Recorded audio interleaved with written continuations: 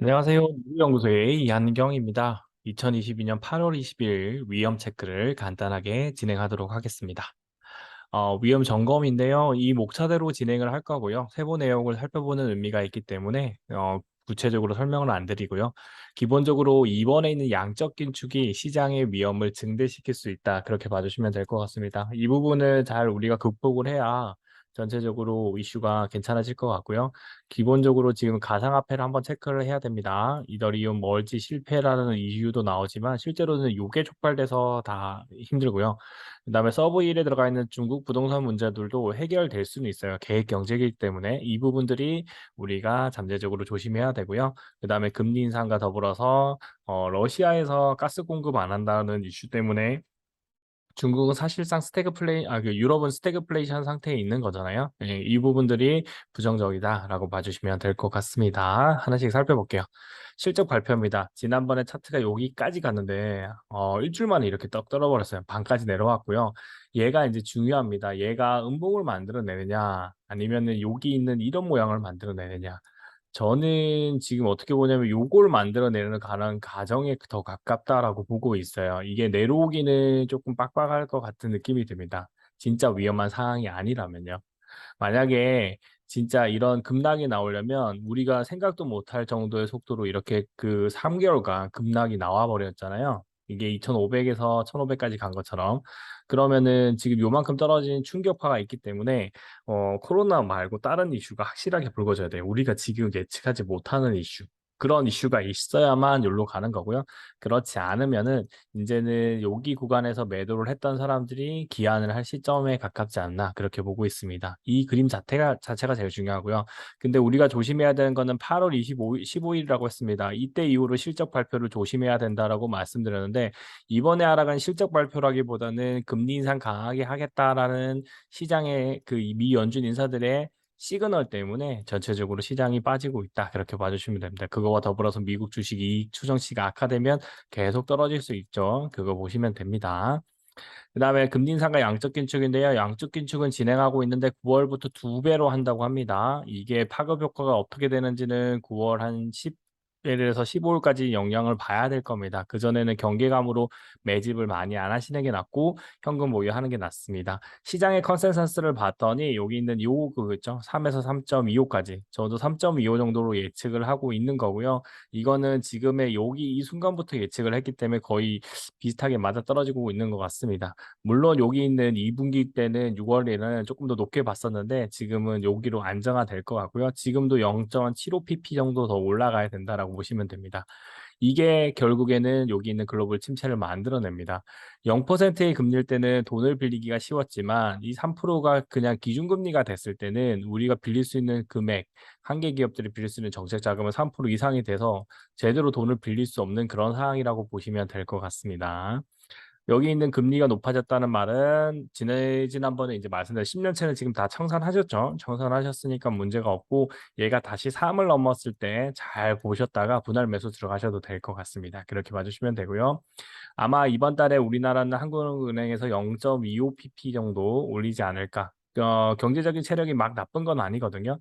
뭐 그런 일설도 있어요. 10조를 썼다라고 했는데 지난 정부 그러니까 문재인 정부에서는 외환 보유액이 증대가 됐어요. 코로나 시점에. 뭐 잘 생각해 보시면 반도체도 호황이었고 조선도 호황이었고 그다음에 백신도 호황이었죠. 그러다 보니까 증대가 됐고 그 정지된 거에 몇 퍼센트가 빠진 겁니다. 그 전보다 훨씬 더 많이 올랐어요. 물론 진짜 안전하려면은 7천억 불인가? 그 정도는 있어야 된다고 하더라고요.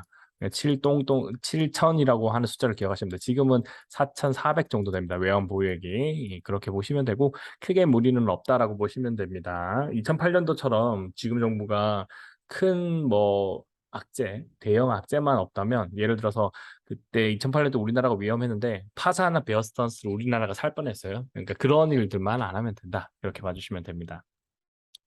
스태그플레이션입니다. 리세션인데요. 영착륙 가능성 충분히 있습니다. 이거 확률이 저는 반반이라고 봐요. 50%라고 보고 있고요. 50%만 돼도 갑니다.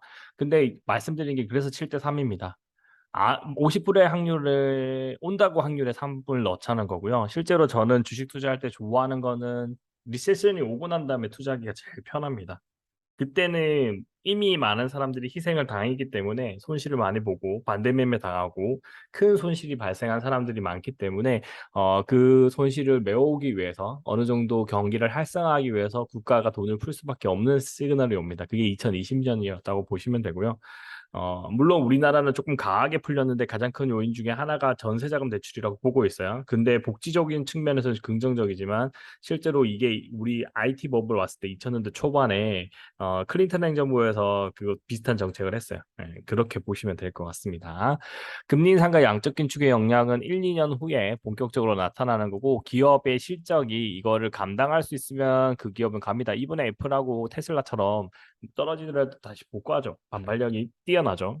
결국에는 초기에는 진짜 반땅되는 바람에 너무 우려했는데 결국에는 복구하고 있잖아요. 그런 부분들 생각해 주시면 되는 거고요. 일단은 글로벌 경기 지표 이제 자료를 이제 가져왔거든요. 한번 보시면 되는데 블룸버그와 이 경기 여건 지수를 보시면은 이렇게 되죠. 선행 지수는 떨어지고 있고 금융 여건 지수는 올라가고 있는 이런 부분들이 이제 긴축과 완화의 의미를 계속 내고 있는 거고 주요별 성장치 전망치는 2023년에 8, 유로존은 7. 그러니까 이게 마이너스로 조금만 휘청거리면은 둘 다 적자가 될 수 있는 거죠. 그러니까 확률이 상당히 높다라고 보시면 돼요. 그다음에 중국 같은 경우에도 예년의 성장률만큼 못 가는 거고요. 일본도 못 가고 있죠. 전체적으로 못 가고 있는 상황이라고 보시면 됩니다.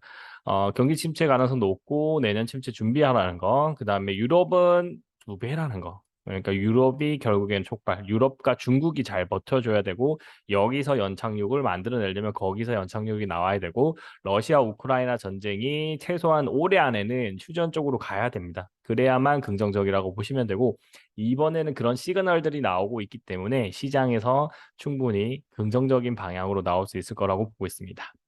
S&P 500 주가지수 하락인데요. 이거는 지금 이제 지난주에 대비했을 때 많이 이제 급락이 나왔다. 근데 이렇게 떨어졌는데 우리나라는 더 급락이 나왔죠. 333까지 갔던 녀석이 지금 324에 와 있습니다. 그만큼 시장이 우리나라는 채찍 끝이라는 표현을 쓰는데 채찍 끝에 있으니까 얘가 조금 움직여도 우리는 쭉쭉 떨어지는 거죠. 먼저 떨어져서 대기하고 있다가 내려오면 그때부터 같이 골골골 하다가 얘가 반등이 나올 때 이제 서서히 늦게 따라가는 그런 모양이라고 보시면 될 것 같습니다. 일단은 지난주에 4,280을 찍었기 때문에 4,280을 기준으로 봤을 때 이런 기업들, 이런 데는 거의 통과인 거라고 보시면 되겠죠. 그러니까 대부분 보면 동그라미 쳐볼게요. 동그라미 쳐보면 거의 맞춘 기업들, 오버한 기업들이 많아요. 그러니까 여기까지가 이제 연말까지 가느냐는 이번에 9월의 방향성에 따라서 크게 영향을 미칠 것 같고요. 중간선거 이후에는 올라갈 것 같습니다. 저도. 그래서 우리는 추석 전에 급락이 잘 나오거든요. 그래서 추석 전을 잘 대비하시고 추석 이후에 혹은 추석 당일 전후에 여유자금이 있으면 여유자금이 있기 힘들겠죠. 그때 일부를 또 이제 매집을 하는 겁니다. 그때는 현금 비용을 한 20% 정도만 가져가도 괜찮을 것 같습니다. 자, 그 다음에 이제 2020년 EPS랑 기준으로 봤을 때는 요 구간들로 왔기 때문에 긍정적으로 보시고요. 이제 최저치는 진즉이 봤죠. 이제 고가로 이제 봤을 때 어디까지 가느냐 그걸 보시면 될 것 같습니다. 신흥국 신용위험회 우리나라 CDS 조금 올랐고요. 원달러율은 좀 많이 올라서 1335원까지 와 있습니다. 25원으로 마감했던 게 이만큼 올랐기 때문에 야간장에 무슨 일이 발생을 한 거죠.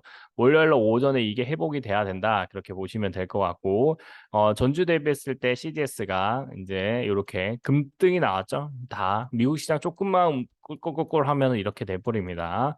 그다음에 일본은 지금 잘하고 있는 것 같아요. 일본 정부가 잘하고 있어요. 이게 오히려 그때 돌아가신 분 있죠. 그분이 경제를 말아먹고 있었는데 조금은 정상화되는 과정이 있고 디지털 전환을 안 했던 나라이기 때문에 디지털 전환하면서 성과를 낼 수도 있겠구나 그렇게 보고 있습니다. 홍콩은 CDS가 오히려 높아졌죠. 그러니까 우리나라도 그렇고 홍콩도 그렇고 올라가고 있는 모양이고요. 전체적으로 보시면은 이제 여기 있죠. CDS가 밑에 있는 기업들이 다 높아지고 있는 게 부정적이라고 보시면 됩니다. 이게 미국 금융시장에 한 번만 휘청거리면 전 세계 글로벌 시장은 폭락이 나오는 그런 모양이라고 보시면 되고 이 정도 지표만 지금 보시면 되고요. 추가적으로 디폴트가 되는 나라들이 있으면 알려드리도록 하겠습니다. 이거는 위험사에서 계속 리포팅을 해드리는 거고요. 경기 침체가 올 때까지 이 리포트는 나갑니다. 지금은 한 번 떨어진 거고 제가 봤을 때는 많이 떨어지면 320까지 떨어질 수 있다. 그렇게 봐주시면 되고요. 이게 중점적인 위험 요인들이었다. 그렇게 봐주시면 됩니다. 중국 부동산은요, 이제 모기지 상한 거부 사태는 영향은 제한적이다. 모기지 상한 거부는 3%에 불과하고 이익이 2.4% 감소한다. 근데 이제 정부 은행과 연결되기 때문에 소규모 은행은 위험하지만 이렇다는 거죠. 대비 이제 2분기 연속 하락. 그러니까 부실 채권 규모는 계속 줄고 있다. 이게 긍정적이고 이걸 빨리 해소를 하고 있어요. 그게 긍정적이고 신규 대출도 나올 수 있고 금리도 낮추고 있죠. 그러니까 6개월이 중요하다고 합니다. 부양책을 기반해서 6개월 동안 어떻게 하느냐. 근데 중요한 거는 결국에는 코로나 셧다운을 안 해야 돼요. 이게 양면의 날입니다. 코로나 셧다운 안 하고 감기로 대응을 했을 때만 올라갈 수 있는 거고요. 실제로 그 코로나가 잘 생각해 보시면은 미국에서 코로나 오기 전부터 독감으로 많은 사람, 코로나에 뭐 한 대부분 아니지만 한 20% 정도가 돌아가신 분들이 있었어요. 그런 거랑 봤을 때는 독감으로 넘어가고 있다. 그렇게 봐주십니다. 병명을 아니까 더 그런 거죠. 주택 판매와 추이를 이제 보는 건데요. 상해 종합지수 주택 판매. 주택 판매가 올라오면서 얘도 올라왔지만 다시 꼬꾸라지니까 내려오는 그런 모양이고 요거를 개선하기 위해서 금리 인하를 했죠. 그러면 결국에는 이런 금리 인하 정책들이 쏟아져야만 괜찮아지는 건데 이게 쏟아지는 시점이 내년 상반기가 되어야 될 거다라고 보고 있습니다. 금리도 잡히고 뭐가 잡혀야 되면 인플레이션도 잡혀야 돼요. 예, 그렇게 돼야만 가능한 거기 때문에 인플레이션이 최소 5 이하로 내려와야 됩니다. 미국 기준으로. 그래야만 긍정적으로 재정 정책을 조금은 할 수 있다라고 봐주시면 될 것 같습니다. 중국 부동산만 보고 있는데 그 얘기를 했는데 기본적으로 중국만 금리 인하를 해가지고는 답이 없다. 그러니까 오히려 이거는 위험해질 수 있는 요인 중이고 기업들도 힘들어질 수 있는 요인들이다라고 보시면서 예의주시하시면서 이 이슈 나오면 아 그래서 떨어지는구나 이해하시면 됩니다. 코로나 재확산인데 우리나라는 20만 명은 안 넘었지만 검사가 제대로 안 이루어지고요. 그런 부분들 오늘 64명 이거 엄청나게 많은 분들이 돌아가고 계신 겁니다. 물론 이게 나이가 많은 고령자 위주라는 거. 그래서 60세 이상이신 분들은 되도록이면 백신 맞아주세요. 그게 낫습니다. 중국도 이렇게 사망자가 나오고 있는 거고요. 신규 확진자 그렇게 많지는 않습니다. 그런데 이제 열차 운행 중단하면서 경제활동 제대로 안 하는 이 부분들을 어느 정도 소모를 해야 되는데 중국은 우리나라보다 그러니까 이런 그러니까 의사들이 감당할 수 있는 여력이 적어요. 그러다 보니까 하는 걸 수도 있다라고 봐주시면 될 것 같은데 그래도 이거를 빨리 탈출해야만 글로벌 경제 시장, 우리나라 주가까지도 같이 올라갈 수 있다라고 봐주시면 됩니다. 자, 이제 가상화폐인데요. 가상화폐는 차트 한번 보려고 갖고 왔습니다. 이유는 뭐냐면, 가상화폐가 지금 급락 나오면서 무너졌거든요. 여기입니다. 여기 보시면은 이때가 금요일이에요. 금요일 날 두 번의 하락 파동 세게 나오면서 한 번에 쫙 내려가는 파동이 나오면서 그거를 오늘 회복하는 모습의 차트가 나왔는데 다음 주 월요일 날 요 정도까지 올라와야만 지금 위험이 조금은 괜찮습니다. 일단 리플 기준이고요. 그 다음에 이더리움 기준도 동일하죠. 두 번의 하락이 동일하게 발생을 했고 세 번째 하락도 여기 최근에 있었죠. 그러니까 급락이 나온 거고 이더리움에 대해서는 이번에 멀지라고 하죠. 10개를 하나로 묶어버리는 그런 것들을 하면서 시장의 유동성을 줄이는 이더리움이 예전에 투자할 때 말씀드렸던 거 기억나나요? 이더리움이 그나마 낫다고. 그거를 운영할 수 있는 사람들이 있기 때문에, 개발자도 있기 때문에, 비트코인은 누가 만든지 모르기 때문에 결국에는 도태가 될 수밖에 없다라고 말씀을 드렸는데 지금 그 기로에 서 있어요. 이걸 성공하면 이더리움은 당연히 요 위에 있는 가격을 돌파를 하는 거고요. 실패를 하게 되면 지금 가격보다 한번 쭉 떨어졌다가 다시 올라가는 그런 상태가 될 것 같은데 아마 성공의 방향성으로 더 갈 가능성이 높고 이더리움이 준 기축 통화이기 때문에 코인 시장에서는 긍정적으로 보시면 될 것 같습니다. 비트코인입니다. 이 두 번의 하락이죠. 두 번의 하락, 세 번째 하락까지 같이 왔고 이제 바닥을 찍고 이제 올라가는 모양새가 만들어졌습니다. 그러니까 다음 주의 기로는 여기서 추가 하락이 발생되면은 이거와 연결된 코인베이스라든지 가상화폐 거래와 관련된 그 나스닥 상장 기업들이 힘들어지면서 전체적인 주식 시장이 같이 힘들어지는 모양이 나올 거고요. 얘가 어느 정도 여기까지는 떨어질 때 떨어지더라도 여기까지 복구하는 모습, 한 두 번째 하락이 나오는 두 번째 지점까지는 복구하는 모습을 보여준다면 주식시장이 강건하게 하면서 턴이 가능할 거라고 생각을 하고 있습니다. 그러나 다음 주는 8월 말, 그 다음에 경계 심리가 많이 작용하고 잭슨홀 미팅도 있고 하니까 아마 시장은 쉽지 않을 겁니다. 이 가격만 지켜도 크게 모방이 없다, 무방하다 그렇게 봐주시면 될 것 같습니다.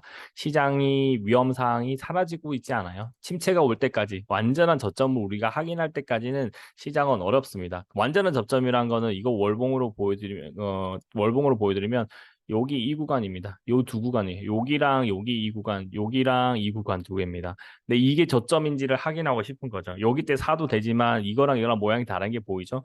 여기는 꼬리가 길게 달리면서 올라간 거, 확실하게 사이드카 터지면서 나온 거고, 여기는 꼬리는 길게 안 달려 꾹꾹 눌러버린다는 그 두 개의 차이가 있습니다. 이게 쌍고점이 될 수도 있지만 기본적으로 여기서 쌍바닥을 한번 찧어주고 가야 되기 때문에 한 6개월 정도는 보수적으로 대응하시고요. 박스권 트레이드만 가능합니다. 그러니까 이때는 그래도 대박 트레이드가 가능해서 이 두 구간은 대박 트레이드를 해서 매수해서 요거만큼 100%뭐 50% 수익 나도 가능하지만 지금은 여러분이 익절 구간 오면은 익절 조금 마시면서 대응을 하는 걸 추천해 드리고요.